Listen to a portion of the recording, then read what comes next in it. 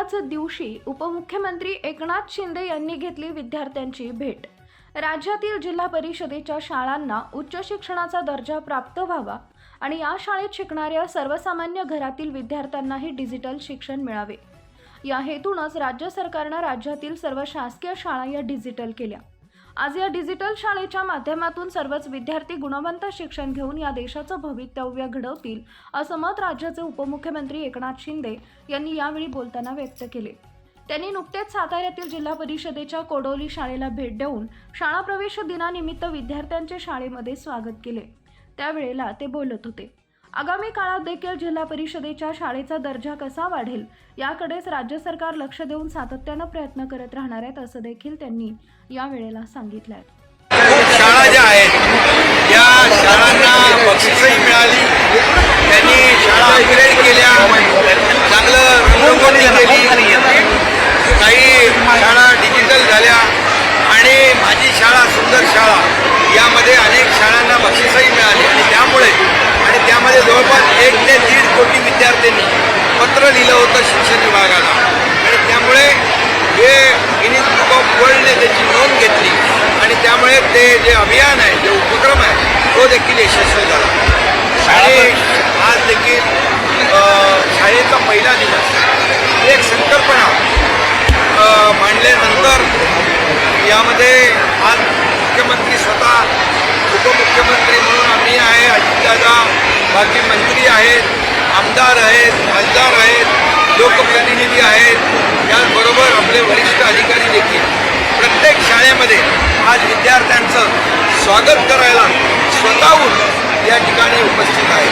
त्यामुळे एक विद्यार्थ्यांमध्ये देखील ऊर्जा निर्माण होते, पालक आणि शिक्षकांमध्ये देखील एक प्रेरणा निर्माण होते आणि शाळेमध्ये जाण्याची आवड विद्यार्थ्यांना, त्याचा ओढा जो आहे वाढला पाहिजे, यासाठी हा जो काही उपक्रम सुरू केलेला आहे हा राज्यभर आज पहिला दिवस शाळेचा सगळ्या लोकप्रतिनिधींनी विद्यार्थ्यांचं स्वागत करून पहिला दिवस साजरा करण्याचा निर्णय घेतला। तुम्ही विद्यार्थ्यांना शिकवलं आणि त्याला खूप मोठ्या प्रमाणावर प्रतिसाद चांगला मिळतोय विद्यार्थ्यांमध्ये। देखा आज बघा, आज आनंदाची लहर आहे, समाधान आहे, शिक्षकांमध्ये तसाच उत्साह आहे आणि पालकांमध्ये देखील तसाच उत्साह आहे। साहेब, तुम्ही विद्यार्थ्यांना शिकवताना तुम्हाला कशा भावना, अनुभव कसा होता?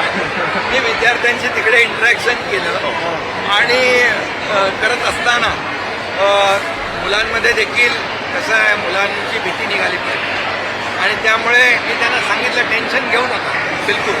आणि ते मग बोलू लागले मुलं की बाबा आम्हाला हे व्हायचं आहे, आम्हाला ते व्हायचं आहे, वेगवेगळ्या, कोणाला डॉक्टर व्हायचं आहे, इंजिनियर व्हायचं आहे, कोणाला पोलीस व्हायचं आहे, कोणाला सैन्यात जायचं आहे, कोणाला नेता व्हायचं आहे, हे सगळे सांगू लागले, बोलू लागले ते।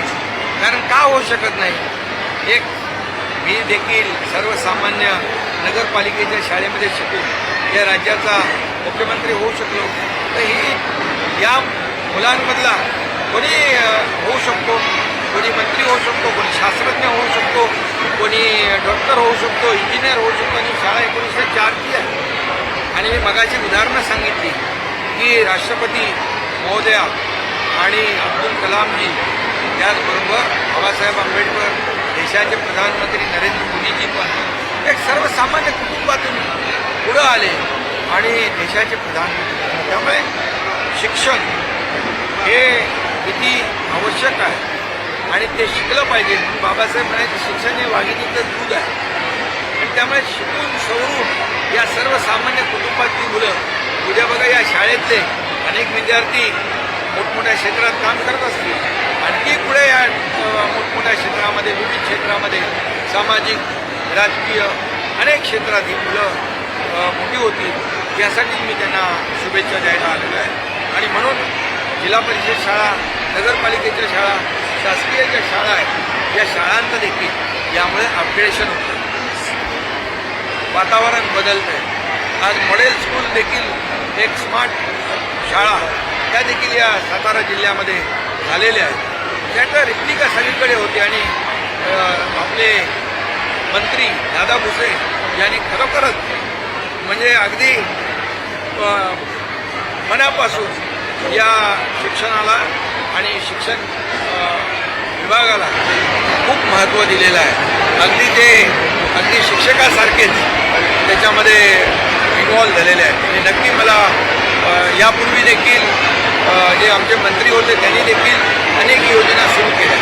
त्यामुळे या योजना आहेत ज्याच्या माध्यमातून शिक्षणाचा दर्जा उंचावेल, या शासकीय शाळा ज्या आहेत त्याचा पटसंख्या वाढेल आणि गोडी लागेल. जी शिक्षणाची ओढ आहे ती वाढेल.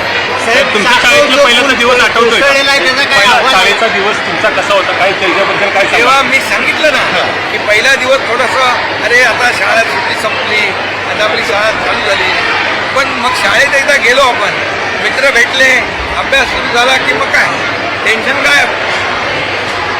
इंद्रायणी नदीवरच्या पुलाचा अपडेट तुम्ही घेतला का? काय नेमकं पुढं कशा पद्धतीनं त्याच्याबद्दल? मी कालच जिल्हाधिकाऱ्यांशी बोललो आणि त्यांनी मला सांगितलं की हा पूल जुना होता आणि लोखंडी पूल होता आणि त्या पुलावर अधिकचा भार झाल्यामुळे लोक जास्त काल सुट्टी होती आणि त्यामुळे तो पूल पडला. ही वस्तुस्थिती आहे.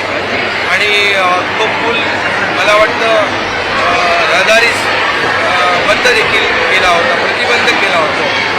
आणि त्यामुळे आता ह्या सगळ्या गोष्टी ज्या आहेत, आता जे जखमी आहेत त्यांना आपण उपचार मिळाले पाहिजे चांगले, ह्याला प्राधान्य देतो आहे. आणि पुनरावृत्ती याची होऊ नये अशा घटनेची म्हणून मी कालच मुख्य सचिवांना सुजाता सौनिक मॅडमला फोन करून सांगितलं की जे अशा प्रकारचे दुर्घटना होऊ नये म्हणून पुलांचं स्ट्रक्चरल ऑडिट युद्ध पातळीवर करा अशा देखील सूचना दिलेल्या आहेत. त्यामुळे अशा प्रकारची घटना पुन्हा धोकादायक जे टुरिस्ट पॉईंट आहेत ते सुद्धा तपासण्याची गरज आहे. या बाबतीत देखील धोकादायक जे पर्यटनाला लोक जातात, टुरिस्ट पॉईंट आहे त्याच्यावर देखील विशेष खबरदारी घेण्याच्या सूचना दिल्या. पावसाळा वाढलेला आहे, दुर्घटना घडण्याची शक्यता आहे, त्याच्या संदर्भात काय तुम्ही नाही आव्हान? म्हणून मी काल सांगितलं ना की सगळे जे काही जे पूल आहेत त्याचं स्ट्रक्चरल ऑडिट करणं आणि जे स्पॉट आहेत स्पॉट त्याची खबरदारी घेणं, तिथे कुठली दुर्घटना होऊ नये म्हणून प्रिकॉशन घ्यायचं. साहेब नांदेड जालना